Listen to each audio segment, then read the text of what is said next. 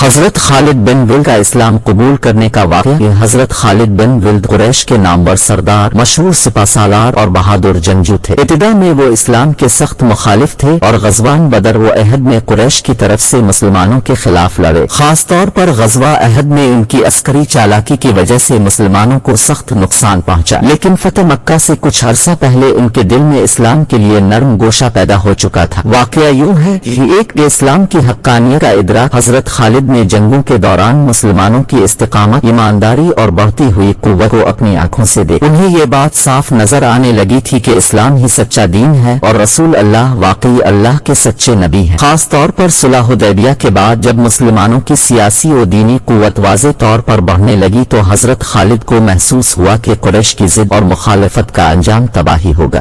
مکہ میں بے چینی میں حضرت خالد نے محسوس کیا کہ اب مکہ میں رہ کر قریش کے ساتھ اسلام کی مخالفت کرنا مناسب نہیں۔ وہ کئی دنوں تک شش و پنج میں رہے، مگر آخر کار ہدایت کا نور ان کے دل میں جاگ اٹھا۔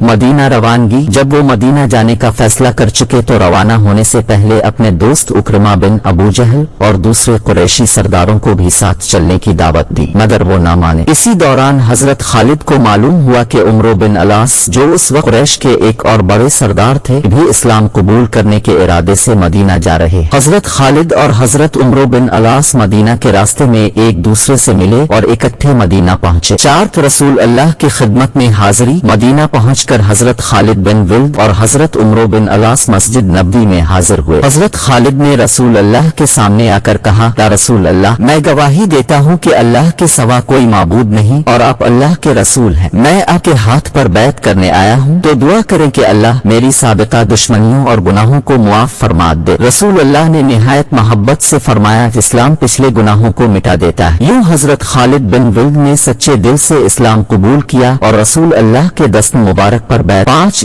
رسول اللہ کی خوشی۔ رسول اللہ حضرت خالد کے قبول اسلام پر بہت خوش ہوئے، اپنے حضرت خالد کو نہایت عزت دی اور بعد میں انہیں اسلامی لشکروں کا کمانڈر بھی مقرر فرمایا۔ حضرت خالد بن ولد کے اسلام قبول کرنے کے چند نمایاں پہلو: اخلاص، وہ خالص نیت سے اسلام لائے اور سچے مجاہد بن کر دین اسلام کے لیے زندگیاں قربان۔ توبہ، اپنی سابقہ زندگی پر نادم ہوئے اور زندگی بھر اسلام کے لیے لڑتے رہے۔ عزت، رسول اللہ نے ان کو سیف اللہ، اللہ کی تلوار کا عظیم لقب عطا فرمایا۔